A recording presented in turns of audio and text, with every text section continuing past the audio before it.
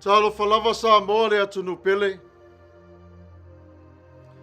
Malo lava le soifua Manuia I le lofa mareanga le lei o le tua. Whaftailo na lofa muti vale.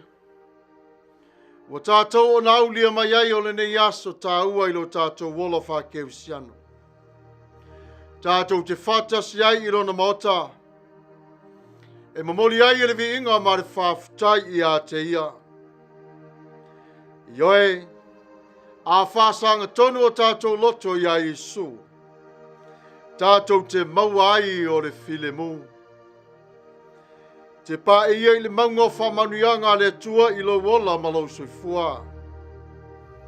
Me vi I atu ia I le tua. O wā o ia o le tua o le lofa. O le tua o le wha moe. O le tua o le whatua tuanga. O Maia le Fanau o le tua. Tatou tuli vai atu le tua I le nganga maulalo. Tatou Tapua'i atu I le tua.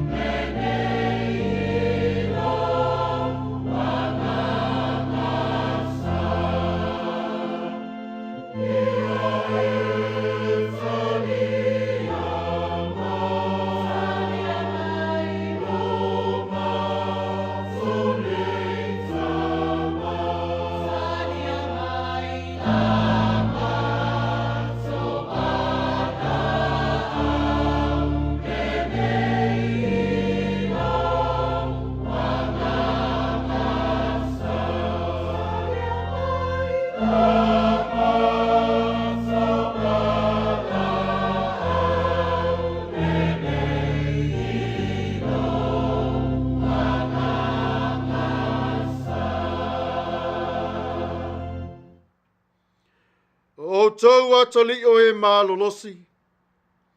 Tuina tuia I le lii. Le vi inga ma le malosi. Tuina tuia I le lii. Le vi inga o lona suafa. Ina Ifoga I le lii. I le mea Paia. E matangofie. O lo ilunga o le vai le sifofonga o le lii. O lo faiti mai le lit malu. O le lii, o lo ilunga o le vai tele ia, e malosi le si fofonga o le lii, e mamalu le si fofonga o le lii. Te talo o le nganga Paia. Le tuai elo mātou te mā Paia. La wa whio le mana ma le malosi malava. Mātou te vivi whawhitai tele lava I le nei tai au matangofie. Le tai au na e whaia mo I mātou. Mātou te vivi I Tapua'i atuai I a te oe. Leli ie. Mātou te wala au I lo Paia Malumalu whamole. Le ngango la wa whio e whapaia inai I mātou taito tas. Whapaia inai o mātou nei loto, o nganga. A olo manai le fio mai o lo mātou wali I whaola.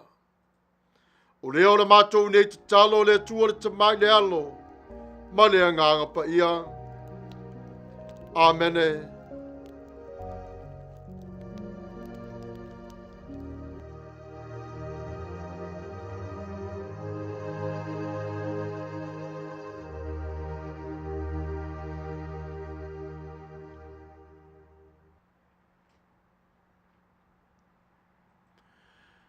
Tatou vivi atu I le tua I le pese ua Sauniga.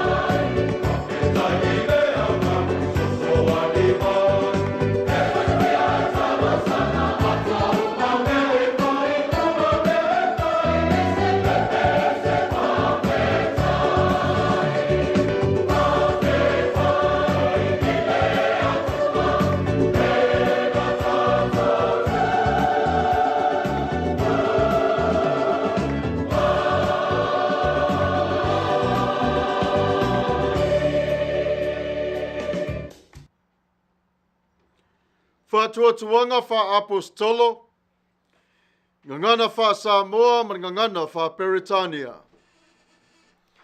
Ua o whatuatua I le atua le tama, o le ona le malosi umalava, o le na whaia le langi ma le lalo langi, wa o whatuatua fo I a Yesu Keriso o Lona alo e toa tasi o lo Tatou Alii.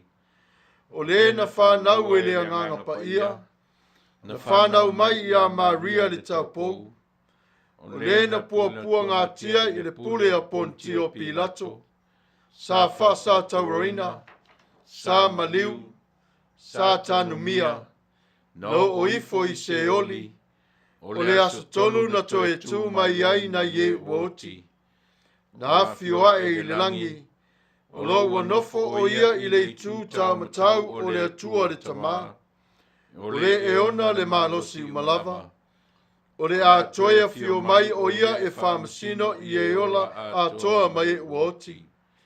Ua o whatuatua I le anganga Paia, ua o whatuatua I le e ka le sia Paia e au fiainu uma, I le mare mafutanga le au Paia, ma le whaamangaloina o angsala, ma le toi o la mai o le tino o le tangata, I le male ola e whaavavau. Amene. United Church of Christ, statement of faith in the form of a taxology. We believe in you, O God, eternal Spirit, God of our Savior Jesus Christ and our God. And to your deeds we testify.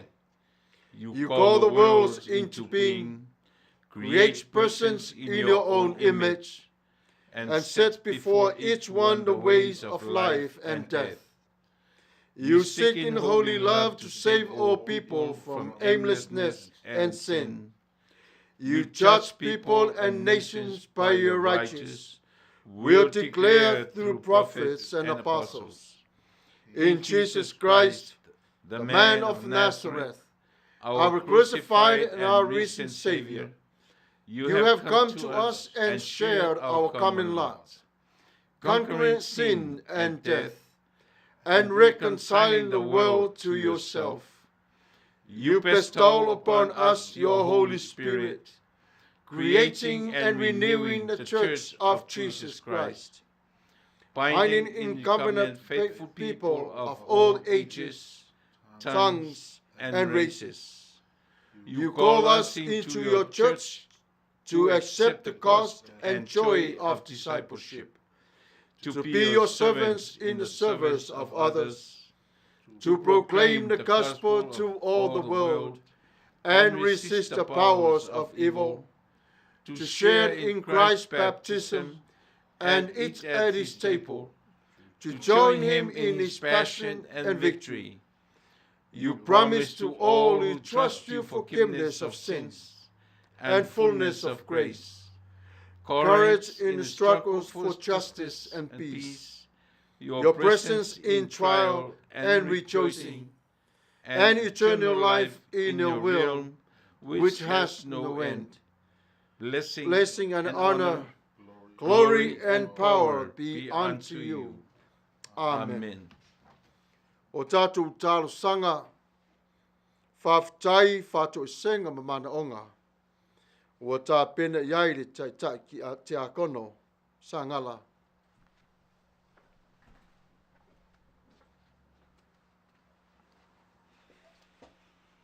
Tatou wifo machitara. O le awa noa ua mātou tūtula ia I o luma. E Alopopo ia awa noa e mātou te wifo ia whea whelilo o le tangata lawa ia. Se I o mātou wala aua I le Paia siri ese o laulava Afio.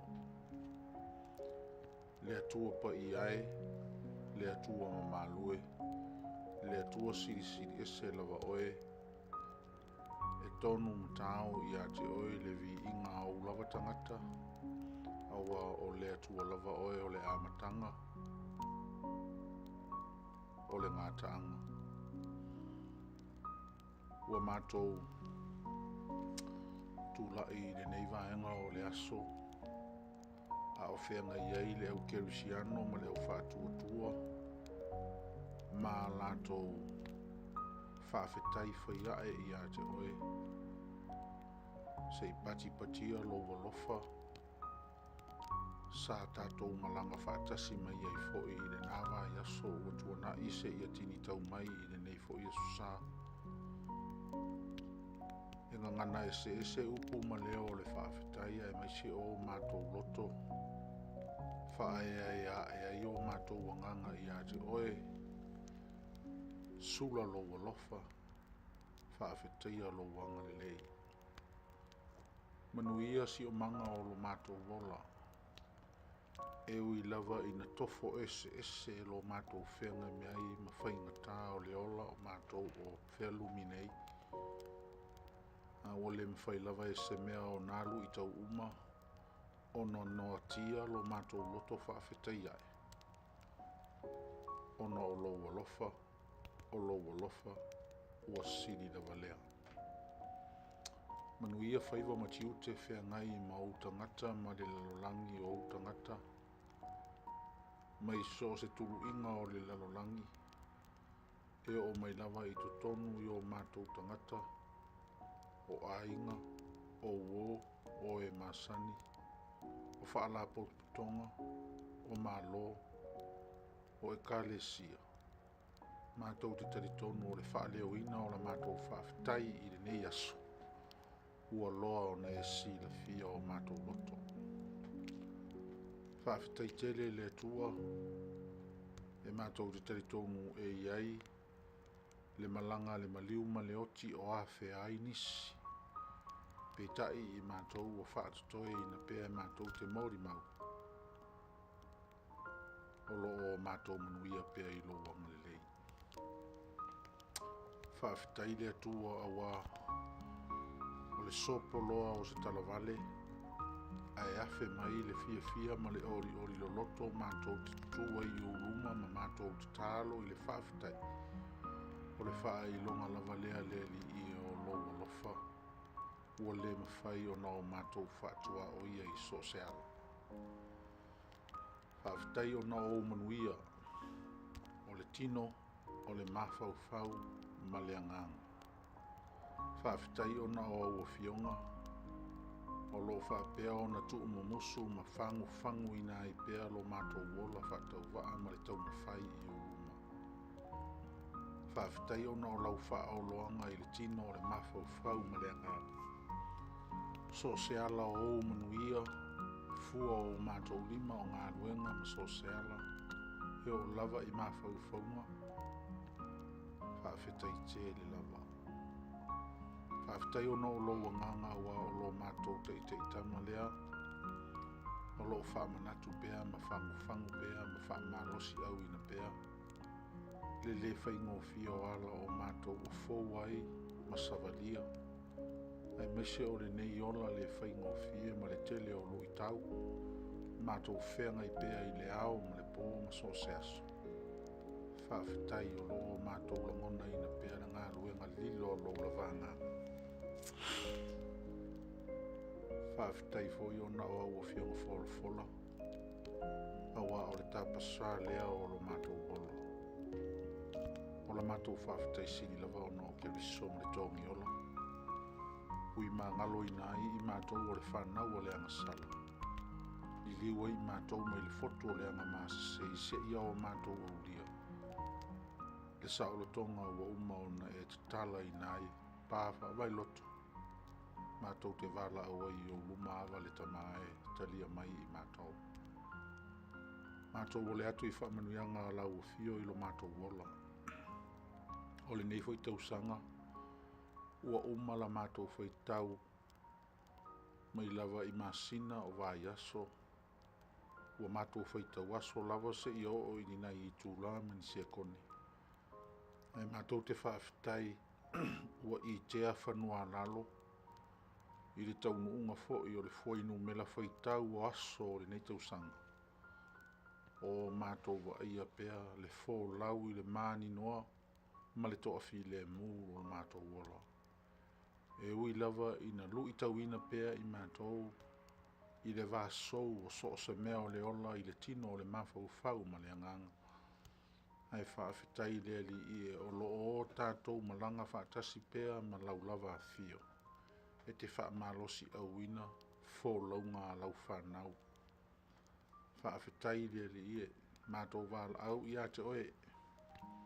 Se i e alofa, tai fō lau pēa lau Afio, I fō launga ese whea ngai mai mātou. E le ngata o le tangata lava ia, si o manga o a inga, o whaala potutonga, o malo o nuu, se ia o lava I tonu o lau e kālesia. Mātou tu I nātu pēa I a te oe, tātou malanga pēa malau Afio se I tini tau, I le mea e te whina ngalo e whaai u I ai, ngā luenga o le nei fwoi sanga. Manuia, so se turi manu, e te whina ngalo ai. O I lato uma o e whaalongo ina, le fola ina o lau tara lei. O lau o whai ngā luenga tutofi o au na whaatasi mai mātou o au mea whai ngā luenga. O la mātou o le ngalava I lau o Fio, pe a tusai lo mātou whaao ngā ina pea moe. Whai a pea o le nā ai au lava, ona o so mātou loto ma so mātou whaatau wānau. Whaamnuia oe lau o Fio, ia I mātou umalawa. Fuafuanga ma wha moe o loo I luma o lau o Fio. Pe a tusa ma lo fina ngalo. Ia whaia pea e mātou te manuia ai. Pālau I lau o Fio, mā lo manuu o a inga, o lau e kālesia. Fe soa ni mai, wha tonu fo lau mai. Mātou wālau I lau o Fio, I lau e kālesia I le lalolangi nei. O le fola ina o lau wha o la tanga ma le upu o lau o Fio I so se mea. Mātou tu I nātu le li ie. I alu pea ma le mana, lo fina ngalo wha o la I le lalolangi ina. Pālau I a te oe le topena ina o I mātou le wha I unga o le nitau sanga. Ai mai se foi o le wha manatu-ina, o le mea alofa li tino tangata o lau lava Afio, mo le wha o le tanga mo I mātou. Ia whaia o le nā mo I mātou bea e whina manuai I le wha I unga o le nitau sanga. Tālo I lau Afio I lau o lotu mo le wha moe o taoto I luma. Ai mai se foi o lau o ona whiriwhiria I lau ngā luenga o mātou tālia, le tini tau o le wha moe bea e whina manuai. Ia whaia pēa ia tusa ma lau whina ngalo e tonu ma Manuia ai mea uma. Le alu o lau whea uwha le tala le lei, o whaia matiu te wāla uina o I mātou uma I lau whina ngalo. Tu I nātu I a te oe ia whaia pēa ia I lau whina ngalo. Tatou malau o Fio I le amatanga se ia o I le unga o Sauniga o rinei asu. Ia alu ma le mana lau upu fola. Ia ulu matafolau I la mātou whaanongolongo ma le whaao ngaina I lo mātou wola.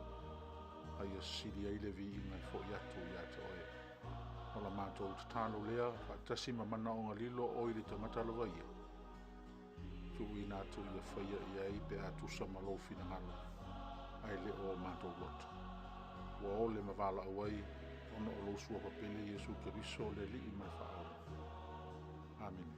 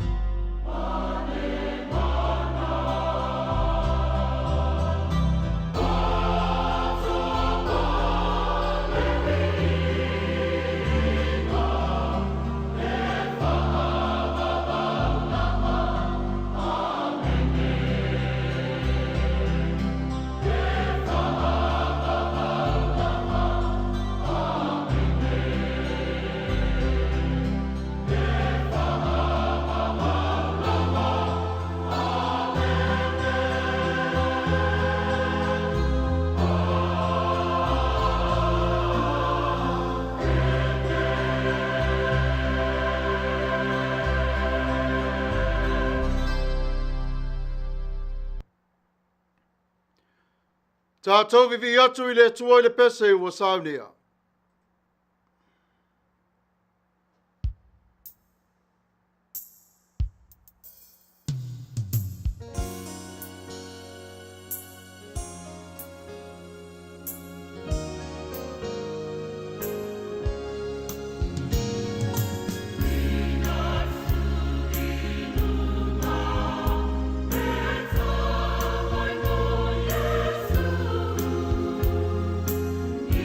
See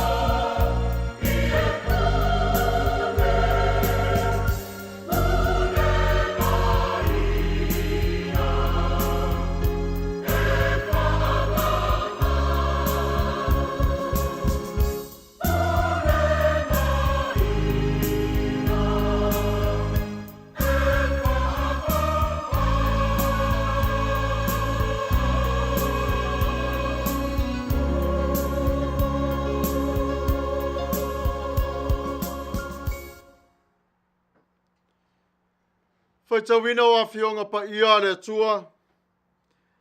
Ngangana wha Peritania, ngangana wha Samoa. Reading of God's Word in English dialect and Samoan dialect. Our Bible reading for today will come to us from the New Revised Standard Version.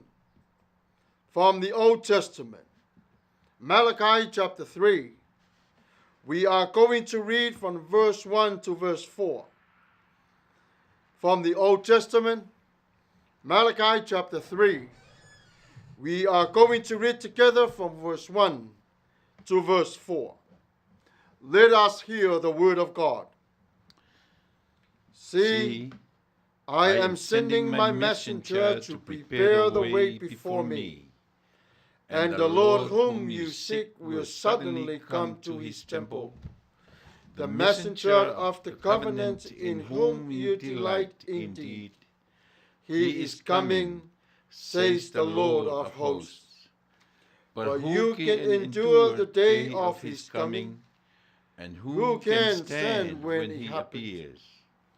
For he is like the refiner's fire and like washer's soap. He will sit as a refiner and purifier of silver, and he will purify the descendants of Levi, and refine them like gold and silver, until they present offerings to the Lord in righteousness. Then the offering of Judah and Jerusalem will be pleasing to the Lord, as in the days of old, and as in the former years. Whaitawina o Afio ngā Paia le Atua ngangana wha Samoa. Whengai ngā Tuai le TUSI Malaki. Lona Matau tolu. Tatou te whaitawina whatasi mai le whai upu mua mua se e whangata mai le whai upu e wha. Whengai ngā Tuai, TUSI Perfeta Malaki. Matau tolu. Tatou whaitau whatasi ai le whai upu mua mua e wha pau mai le whai upu e wha.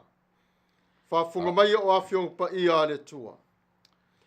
Whaauta o te tui nātu la usawali, na te sauni le ala I o luma. E whafua se I foi o na o mai I lona malumalu o le Alii. O le ua sa ilia e o tou. O le angelu lava lea o le whiangainga. O le ua o tou nau iai. Whaauta e Afio mai lava o ia, o whetalai mai ai le Alii o au. A o ai se na te lava tali le aso o Lona Afio mai. O ai foi se na te tūlai pe a whaalia mai o ia. A wā o ia e tusa ma le afi a le tu auro, e tusa foi ma le mōli a le ta ofu. E nofo o ia, o le tunu wha mai le a rio, na te wha maina le whanaunga a levi, na te wha tea e se foi ele I a te latou e pei o le auro mane a rio, latou te avatu ai I le li le taulanga e whai I le ami o tonu. O na maa lie ai lea I le li o le taulanga I Yuta ma Yerusalema, e pei o aso o le vavau. E pei o tausanga na mua. Manuia mai o le tua I le whaitawina o ana whionga Paia. Maia tu mau pe lava o lona vi inga e whaavavau. Whaavavau lava. Amene. Mātou te muai whaafutai I le tua. A wālo nā lofa malonanga le lei. Le iso na manatu whaaupito I tā longa sa alo tua ialo ma Fanau o Samoa. Whaafutai le manu Samoa. I la o tau ngā nuenga whita. Tau sinionga o lalo langi. Waea ma le Manuia lau tō tāma whai. Ave lau tō manu malo. I le Tapua'i inga mamalu o le Tapua'i le langi. Whaafutai manu Samoa. E tusai ma le nei aso. I le matua o le launga e whapea. o le Afio mai le Alii i Lona Malumalu. O le Afio mai le Alii i Lona Malumalu. A tātou wā ai i le Malumalu o lo tala no i ai Malaki te tonu o rantusi. Ona tātou wā ai le i le loto ma le nganga o le tangata. Ai o le Malumalu lava. E whaasino pe lava lea i a Yesu ona o Yerusalema. Le aunga atoa o le Malumalu o le Paia ma le mamalu na o le tua. Ai ona ua sila fia e le tua. Ua sola le wha tua. Ta whea le amiotonu. Ai ulu fale i tonu le ele lea ma le parapalao le lalo langi nei.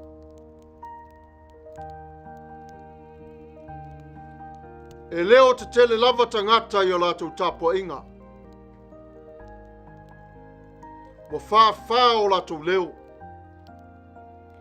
Ai leo pipi i atu i le tua pa o whaafufonga ma i le tua. Ona foi wa ele lea o lātou loto. Ele lea ma o lātou ngā. Ona o le ngā ruenga sa tu ina atu, le au sa le vi lātou te whaia. Ai pei wa tu whau lava o le tangata ia e Tapua'i pe lava i o na manatu malangona. A ua lātou le whaia o le ngā ruenga alofa. Ia Tapua'i le tangata i le tua i le ava ma le mingao.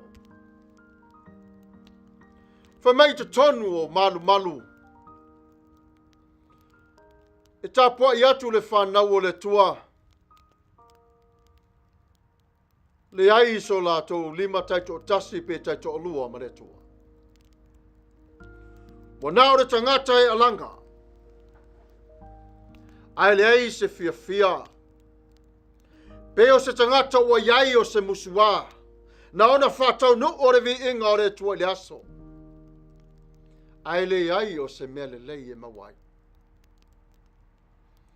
A le vi inga fo i o le tua. Ua sola e se mai mai o lātou langutu. Sila leo le tua i lona alofa ma lona anga li lei. Talo fai. I le tangata ua le ai o se whato tua ma le wha moe. Ona ua tawhili sa ua ai o le lalo langi ma ona whainga. Wa vele ma upenga ua lai mate ai lo la tu wha moe. Woso wha ia e fo i el filio manatu i langona.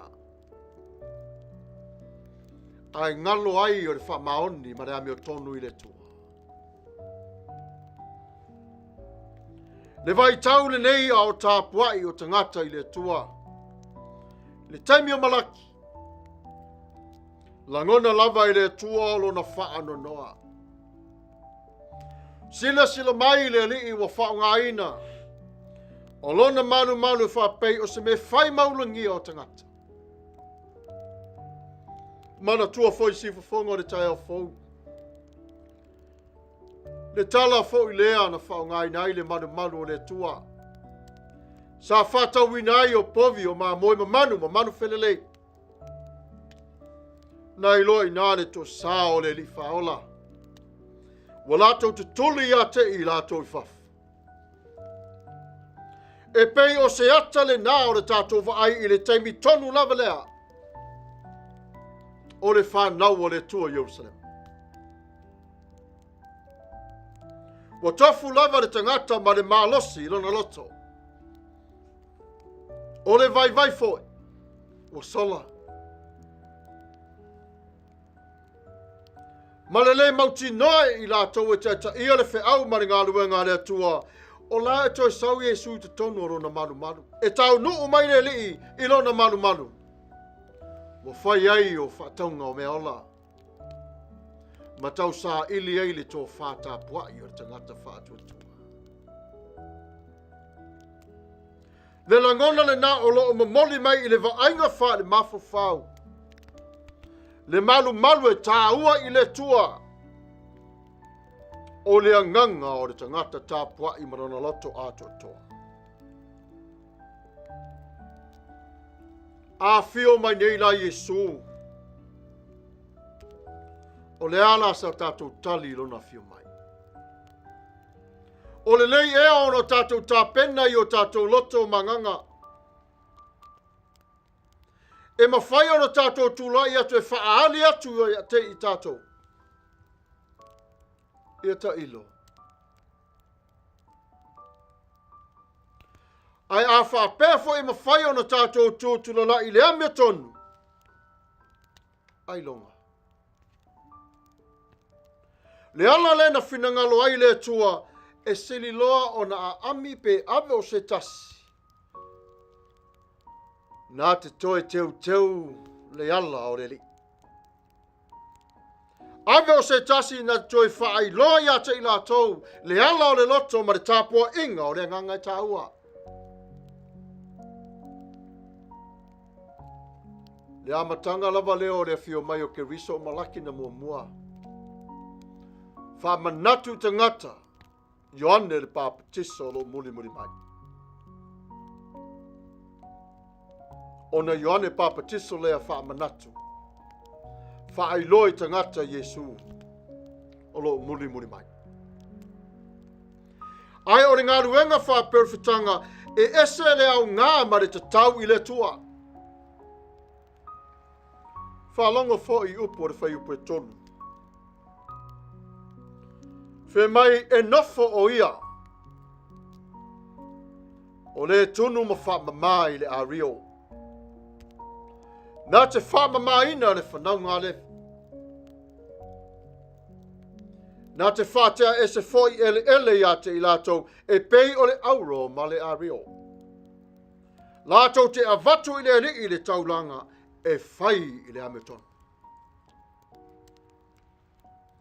O Yesu ke riso le nā. Ua fio mai Yesu ke riso. Na te tonu i le afi e whaamama ai o le loto ma le nganga o le tangata e whaatuse le auro ma le ario. Pau lava le mea le e mawhai o na whaamama ai o le auro o le afi. E pau fau leo le mea mawhai o na whaamama ai o le loto o le tangata. O le afi o le nganga paia. Fe mai e fia mai leo o Yesu, o na nofo i le tonu. Ma whaama mai na umai le whanaunga, a Levi. Le upu nei o Levi li ngana wha moa. O le tuu whatasi po le loto whatasi. Whamai le a whamamaina atua umo auro ma a rio, o na tātou no loto whatasi leo ma le tua, mo tātou no nofo whatasi maia. Mai ona avatu ai lea o le taulanga i le tua, i le amiotonu. Ai se ana le amiotonu ai le taulanga o le amatanga matausanga o tuana. Ona foi sa e lea ma palapala. Wale whaunga ina le whanaunga le vevi. Upo e te tau ai mo te ngata Kerusiana. Malato le maua mai i whaife au sa teita ia i lātou. Au le alofa le nā o le atua le whanaunga levi. Toi tō whātasi i ai mai ia. E no nofo whātasi i le maari angai tasi. O lau loto. O le auro. O lau wanganga. O le ario. O mea sili ia ma mea sina e tau i le tua. O malumalu le nā o le tāpua inga e ave i le tua. O i nā alo sila i le tua i le mauli o le tangata ola. Mai o le alofa i o le tua i lana whanau e vivi atu ia te ia i le nganga. Marifat maoni. Ai talu ai i tātou le nei vai tau. Tele mea e haafi ai lo tātou ne yola i le nei o langa. O fe au o ngā luenga. tau se ina o ainga. Whare mai. So se mea lawa. Ai ai fo i mauna ti ngā. E palapalai fo i o tātou loto ma ele lea. Ma o tātou ngā. Ai sea. Ono fo i ti ngā whaala bilawe tupu. Vai o tātou tino e whatau nu. Mea tātou te mana na oai. Si e whafonga o re tai au folk. O oe o re te ngata tā pena. Tā pena i le li malona whingano. Sau i le li malo loto po le a lava le tūlanga o lo iai. Whamai Yesu au mai pēr i a te au. Pēr whatalei paulo. O le matango fia wai le ise pōna. Ai a sila fo i le tua i le tangata i le whamaoni. Mai e mauai le vi inga i a te ia. Teu lo loto i le neitai au. Teu lo wanganga. Ai se ai wha manatu ai le teu wina lo loto ma lo wanganga. Whe mai le mori mau. A Ioane. O sau e tā pena le ala o le lii a te oe. O le mana o le nao o le atua i a te oe le neitai au. Ai se ai tā pena ai. Ona o Yesu o le atoia Afio mai i Lona Malumalu. O oe o le Malumalu o le tua. O le atoia Afio mai ai le li. A o lumana i le wha manatuina o le Christmas. Wha manatu peina lava e se le matango Fio le ola wha pa ieina. E se le matango Fio le ola. I le ameo tonu ma le atua. E ui lava o na iai o lape o lo tatu ni yola. E le mawhai o na ave se ai le lofa ma le anga le lei o le atua. O le whi au mo le e ka le sia atoa le tua i le nei tai au. O le a rio ma le auro. Wana o le afi lava mai le tuai mawhai o na wha ma e se nai. O le elea ma le palapala. O lo sau i a Yesu. Ma wha pa ia ina oe e Yesu. I le nganga pa ia i le afi ma le vai. O i nā o lo mori maua i Malaki. Tau o na tātou i a Yesu o malava o le ni ola. The Lord will come to his temple. John the Baptist preached, prepare the ways for the Lord. But Malaki already preached that John the Baptist will come, also known as Elijah at the time. And then John the Baptist reminds everyone the Lord is the Messiah, Jesus Christ. As we understood this message for us this morning, let's not look what happened in the past. Let it go and let's look forward to what the future holds for us. Of course, there's a saying, we don't know what tomorrow brings. But we do know God is with us today and tomorrow. When we continue to prepare the way for the Lord to serve him gently with hearts and soul, the Lord will hear our cries and the blessings will rain upon you. What Malaki was saying, the heart and the soul of the human being compares to silver and gold. There's no other way to do this, only the purified fire of God. Even our reflections in our lives will become more and more every day. we must continue to hold on steady fast to the Lord. God says, I am with you. Every season, there's a reason why we are here. As we continue to live in the likeness of God, siya Fanau the tayo for family and the whole entire world. The way of the Lord is inside of you. It's your heart and your soul. Surrender those to God, and God Himself will cleanse you completely, so Jesus may enter His temple with love, joy, and peace. So Fanau the tayo foe and the whole entire world. You are now prepared already for the Lord's coming. And how about others that are not ready yet? Your mission and my mission is to be able to remind them you become the mouthpiece of God, to let them know in peaceful way Jesus is coming. Not only for Christmas, but every single second of their lives. Just be ready and prepare for them. Of course, Jesus and the temple span the Old Testament and today's reading in the book of Malaki.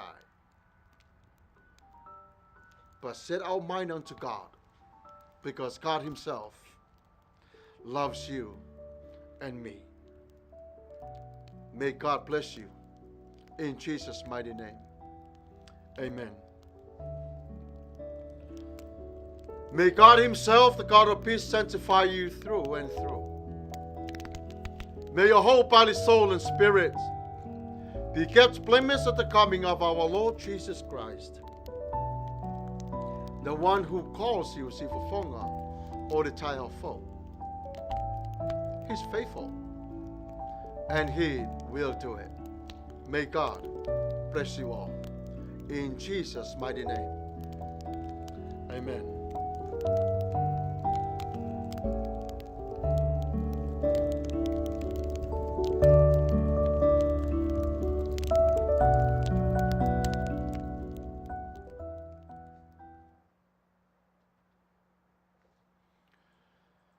Tatou vivi atu I le atua I le pese ua Sauniga.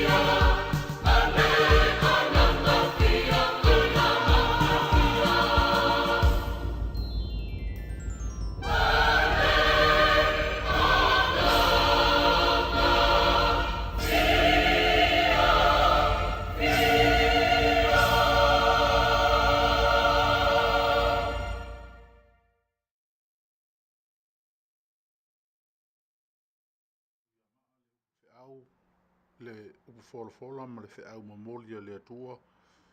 Ia e pei o na tō matauina e lana au na whai whaau i nei fwoi vaianga o le Tapua'i ma le nei aso. Ma e le toi taula e ia fwoi sa mātou upu ma sa mātou tala aua o le ngā luenga whai ato tasia lava lea e lea nganga o le atua. Ia e nate awatu au mai ina ia tofu langona ia i tātou uma le whina ngalo o le atua. Ia e pei o na tō matauina e le au whaitau langa e mesi fwoi o i lātou e whea ngai ma le whata. A o le tūlai ma se leo vai e whai au i leo whatau waa ma tau mamori fwoi o le sunga i le awau. Ia whea ngai ma le ngā luenga. Ia e mamori atua i le nganga whaaftaitele i lau sunga i whiwhiau. Matafeo. Ia e tusai ma le fola ma teite inga fwoi o le Sauniga ma le Lotu i le nei aso. Ia e ale whaafafonga ma le mai mo fwoi o le Tatou tunuu ma le Tapua'i. Tau ia ina ia anga le leile atua i lana wheau o tutuina ma fola ia ma mana waina i le nei aso. Ia ngalue pe ia ile mana o lona lava nganga pa ia. A o le tatalo, ia ma le whanau naunga, ia anga whaina i le atua fo ia tule mauetele, mau alo malosi, ia meise foi ia le fritua, ia ma le ainga au wale vala awina. Anga le leifo i le atua, ia i le tāpena ma sauni atu, ia mo whaai unga o le le tausanga mauna ngā luenga whai. O le mātou tala o le afo i mai, tau ia ina ia anga le leile atua i lau whaafonga tāpua i le atunu pele, ia whaapea o na sauni ia whaatasi i Tatou, ia i le mana anga le lei o le atua o le taitai malanga sili. O le mātou upu lea, tau ia ina ia Manuia le nei e fiafi, e meisi a lau whaafonga tāpua i mai Samo, ono o Keriso, soifua mai Manuia.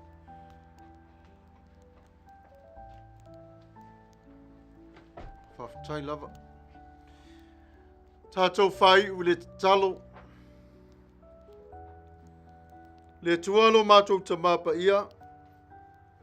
O mai anei le ngā ruenga lau Fanau. O mātou mamoli lo whina ngalo le tualo mātou tama. Whaftai le ngang pa ia. Le whainga malanga malau upu. Whauru whare i ai o loto mo whina ngalo. Whamamai nei aura ma a rio i lau Fanau. I le afi mai la Afio. I le swafo Yesu ke risolo mātou alii malo mātou whaola. Mātou te Manuia. Amene.